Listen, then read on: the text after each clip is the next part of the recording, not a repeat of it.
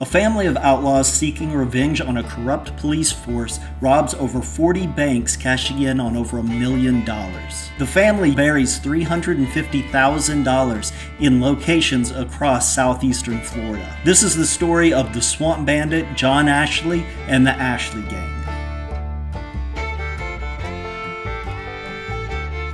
John Ashley was born in the backcountry in Buckingham, Florida. His father made a living off of the land hunting, fishing, and trapping until he moved to Palm Beach County in 1911. John Ashley and many of his brothers and sisters continued living off of the land, and he became a very skilled trapper and alligator hunter. At this time, the local sheriff was a man named George Baker. Baker and his deputies, the entire police force at the time, was well known for being corrupt. They would shake down locals in that area, taking any money and any goods that they had. Baker was well known to have ties to the Ku Klux Klan, and several of his deputies were full-blown Klan members. Around this time, one of his deputies died, and 6 members of the KKK showed up to his funeral in full-blown white robes. This police force would not only shake down any of the locals that were living off of the land, but they also raised prices for things that they needed so they couldn't afford them. For example, they charged $500 for a fishing license, knowing that the people that were living off of the land could not afford $500 for a fishing license. They would go out, find these people, ask them for their fishing license. When they couldn't show it,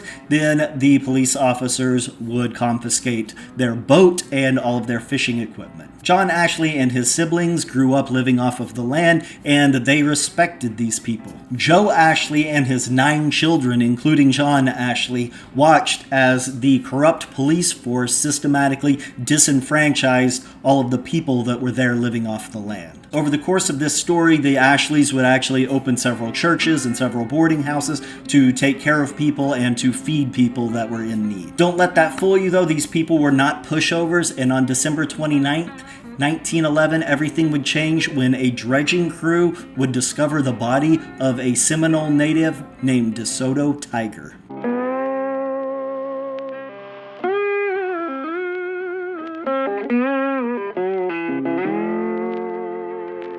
DeSoto Tiger's body was found near Lake Okeechobee in the New River Canal. An autopsy on his body revealed that he had been shot in the back. The subsequent investigation revealed that the last person to see him alive was John Ashley. DeSoto Tiger and John Ashley had been seen trapping together. It was also later revealed that John Ashley had sold 84 otter pelts in Miami for $1,200. Sheriff George Baker immediately dispatched 2 deputies to go find John Ashley. These 2 deputies snuck into the Ashley camp near Gomez. They were in thick brush when they all of a sudden heard a voice tell them to drop their weapons and step into the clearing. They knew that they were had, and the only thing that they could do was exactly what they were told. They put down their weapons and stepped into the clearing. They saw John Ashley and his brother Bob, who was notoriously ruthless, sitting next to a fire brewing coffee. John told the deputies that he was going to let them go as long as they took a message back to Sheriff Baker. He told them, "Tell Sheriff Baker not to send any more chicken-hearted men with rifles or they're apt to get hurt." The damage was done, though. It was well known that John Ashley had murdered DeSoto Tiger. The natives in the area wanted him caught. They wanted him to go to prison for this. John Ashley ended up leaving town and heading up to the Northeast for 2 years, where he was a logger. He also claims to have robbed a bank in Canada during this time. He was homesick at the time and he wanted to get back to Florida. He also believed that enough time had passed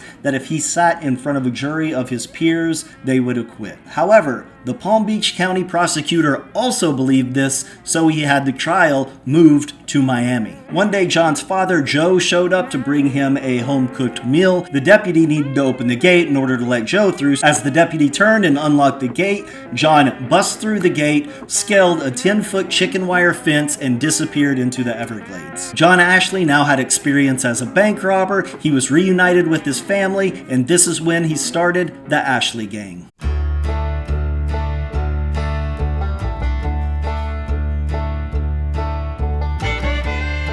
In 1915, the Ashley Gang began their nearly decade-long reign of terror across southeast Florida. It started off a little bit rough. Their first attempt was a railway train, and it failed when the porter just simply locked them out of the train. But they soon found success. On February 23rd, the Ashley Gang stole over $45,000 of silver and cash from the Bank of Stewart. But during their escape, Kid Lowe, a bank robber from Chicago who had joined the Ashley gang, shot back at the police, but he accidentally shot John Ashley in the face, shattering his jaw and blinding one eye. They managed to escape, but John immediately needed medical attention, so he went to a local hospital. The police force knew that he needed medical attention, so they were out looking for him at these hospitals, and they found him. On June 2nd, 1915, John Ashley was being held at the local jail when his brother Bob Ashley, the notoriously ruthless Ashley, decided that he was going to go bust him out. But he didn't walk up to the jail. Instead, he walked up to the house next to the jail. He casually walked up to the house and knocked on the door and patiently waited for someone to answer. Deputy Sheriff Wilbur Hendrickson walked up to the door, opened it up to see Bob Ashley standing there. Bob pulled out his gun, shot Wilbur dead right there in his doorway.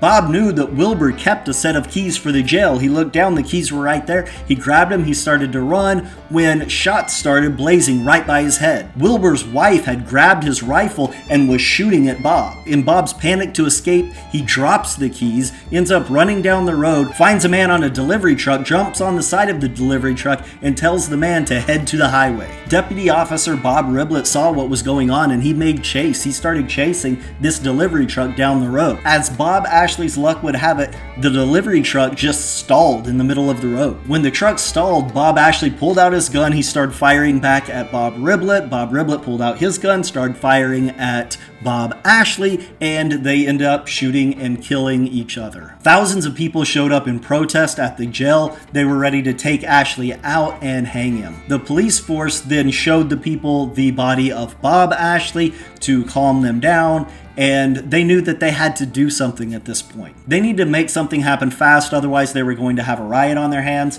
So they dropped the murder charge against John Ashley for DeSoto Tiger and just charged him with robbery. They did this knowing that John Ashley was going to agree to it, and he ended up getting 17 years in prison. However, the first 2 years he was a model prisoner, so they put him on a work crew and let him leave the prison. This was a huge mistake because as soon as they did, he made a break for it and he escaped. And the gang continued robbing banks until Prohibition was passed in the 1920s. Then they set up their own moonshine business and became rum runners. They ran alcohol all over the area. They ran it out of Jupiter and Stewart. They even went out to Bimini and to the Bahamas. Also in 1920, Sheriff George Baker died and his son, Bob Baker, was promoted to sheriff. Bob Baker had grown up hearing all of the stories about John Ashley from his dad, and he hated John Ashley. But John Ashley was living a wonderful life as a bootlegger. He was making tons of money, most of which he was burying in several locations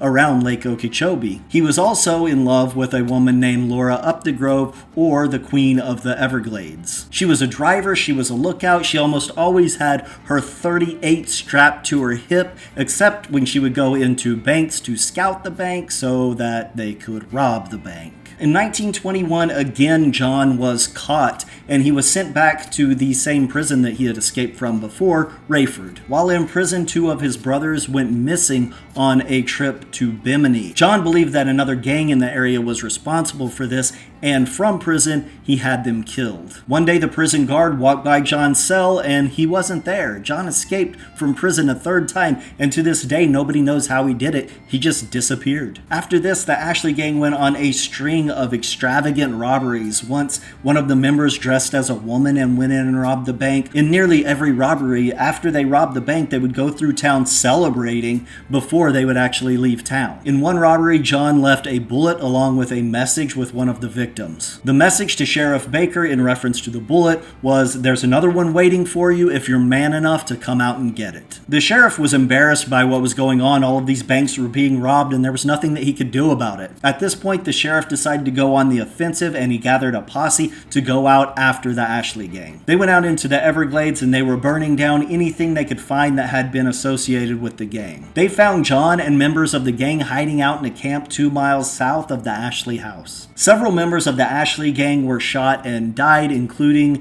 John's dad, Joe Ashley, and Laura Updegrove was also wounded. Fred Baker, Sheriff Baker's cousin, was also killed in the shootout. John actually got away through a secret exit and Sheriff Baker formed a posse of over 200 men to go out searching for Ashley. Even with all of this, they couldn't find him, not until one of his own men turned him in. On November 1st, 1924, John Ashley and 2 other gang members rolled onto a bridge on their way to a bank robbery in Jacksonville. When they arrived on the bridge, they found that it was blocked, and then several lawmen came up behind them and told them to get out of the car. The gang members lined up on the bridge, and the authorities started searching the vehicle, and this is where the story gets fishy. According to one version of the story, John Ashley pulled out a concealed weapon, fired it at the police fired back, killing all 3 of the gang members. Another version of the story is that all 3 of the gang members were lined up and handcuffed and then executed by the police officers. From all of the banks that they robbed and all of the money that they stole, only $32,000 was ever actually recovered. This money was recovered because a member of the gang, Joe Tracy, led the police to the money. It is estimated in some accounts that $350,000 is out there. It's also estimated that there is $110,000 out there, but many people believe that if only $32,000 was found, there is at least some money that is buried out there from the Ashley gang. The $110,000 cash